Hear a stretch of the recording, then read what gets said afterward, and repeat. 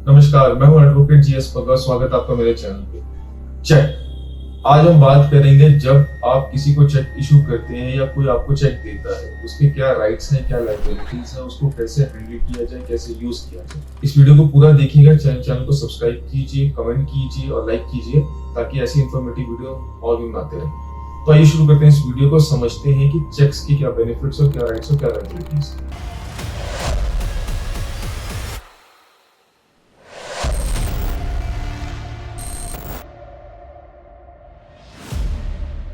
दोस्तों, जब कोई आपको चेक, कोई कमर्शियल ट्रांजैक्शन है या किसी भी फॉर्म की ट्रांजैक्शन है, हम सब जानते हैं कि चेक जो होता है वो पैसे के पॉइंट ऑफ व्यू से दिया जाता है। अगर आपको किसी को पैसे देने या लेने हैं तभी चेक इशू होता है या आप इशू करते हैं। अगर पहले हम बात करते हैं, अगर आपको कोई चेक इशू कर रहा है, अगर आपको कोई चेक दे रहा है, सपोजिटली आपको चेक लेते हैं, चेक आप प्रेजेंट करते हैं अपने बैंक में और वो चेक बाउंस हो जाता है, तो आप क्या करेंगे? अगर वो चेक बाउंस हो जाता है तो लीगली क्या करना होता है, आपको पहले उसे नोटिस देना होता है। उससे पहले चीज समझ लीजिएगा, चेक की जो वैलिडिटी है वो 3 महीने की होती है, जो डेट उस पर मेंशन है। तो अगर कोई डेट पर्टिकुलरली मेंशन है उस चेक पे तो उसको 3 महीने के अंदर प्रेजेंट कर दीजिए। 3 महीने के बाद आप चेक प्रेजेंट करेंगे, वो इनवैलिड हो जाता है। अब आपने 3 महीने के अंदर उस चेक को प्रेजेंट किया, चेक बाउंस हो गया, अब आप क्या करेंगे? जूता उठा के मारो इसे। कैसा लगा मेरा मजाक?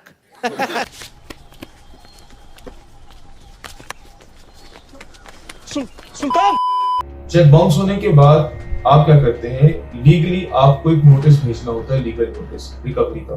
138 नोटिस इसको कहते हैं। चेक बाउंसिंग के केसेस को अक्सर 138 नेगोशिएबल इंस्ट्रूमेंट एक्ट कहा जाता है, जिसे हम वैसे बड़ी सरल भाषा में लेमन में कहते हैं कि 138 का केस है। उसमें आप क्या करते हैं? आप उसे पहले नोटिस देंगे। आप नोटिस देने के बाद आप उसे 30 दिन के अंदर आपको नोटिस देना होता है। नोटिस देने के बाद आप 15 दिन का उसमें टाइम देते हैं कि आप 15 दिन के अंदर ये जो चेक का अमाउंट है जो बाउंस हुआ है, ये आप मुझे वापस कर दो। अगर वो आपको 15 दिन के अंदर वो चेक का अमाउंट वापस कर देता है नोटिस के थ्रू, तब तो बहुत अच्छी बात है। अगर वो फर्ज कीजिए वो 15 दिन के अंदर आपको चेक की जो अमाउंट है वो नहीं दे रहा, तो फिर आप क्या करेंगे?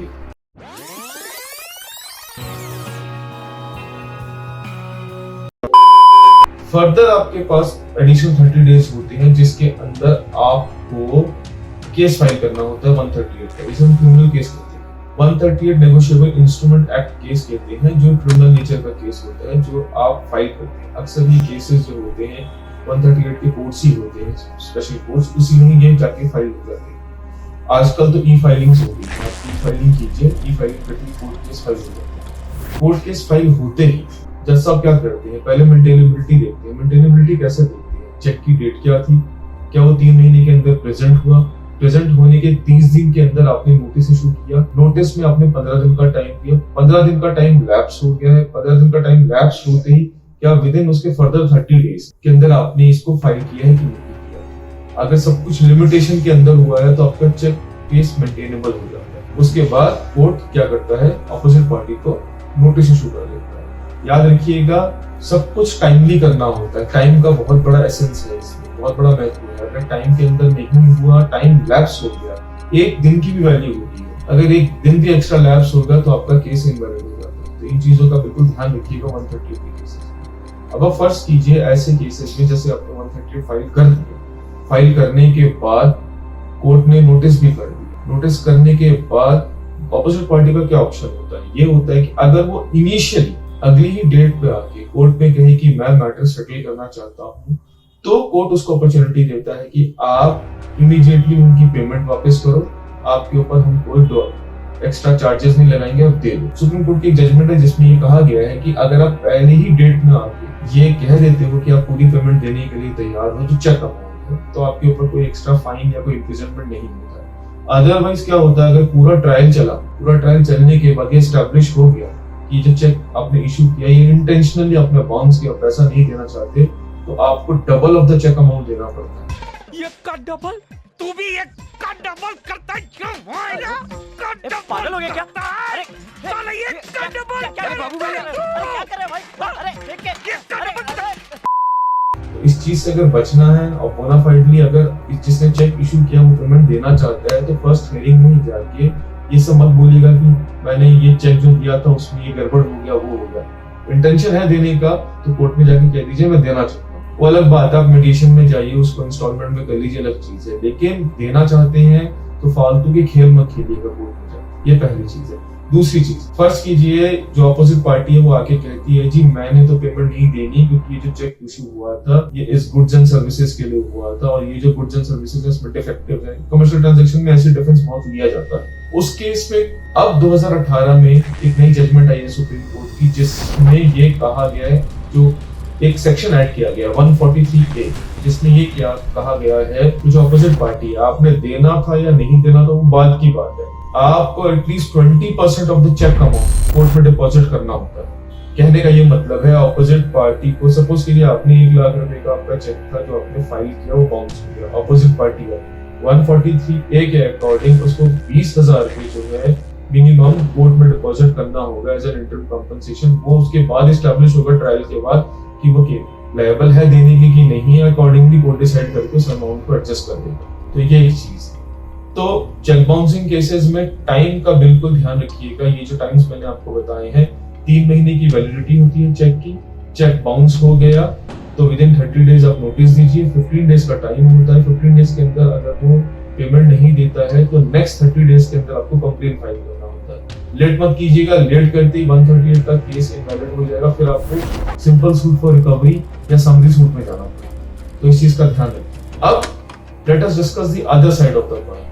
अगर आपने किसी को चेक इशू किया और आपके इंटेंशंस बिल्कुल नॉर्मल है, आपकी कोई इंटेंशन नहीं है कि वो चेक बाउंस हो या कुछ हो, आपने जब उसको चेक दिया, आपने उसको चेक एज अ सिक्योरिटी दिया, वो किसी भी ट्रांजैक्शन को लेके, तो बैंक ट्रांजैक्शन है, प्राइवेट फाइनेंशियल वो है, कुछ भी है, आपने उसको चेक दिया, लेकिन वो चेक उसने मिसयूज कर या किसी और इंडिविजुअल पार्टी ने मिसयूज कर, या फर्ज कीजिए आपके ऑफिस में एक चेकबुक पड़ी, किसी ने चेक निकाला, उसको साइन किया, जाली साइन किया और मिसयूज कर दिया, तो उस केस में आपको क्या करना है?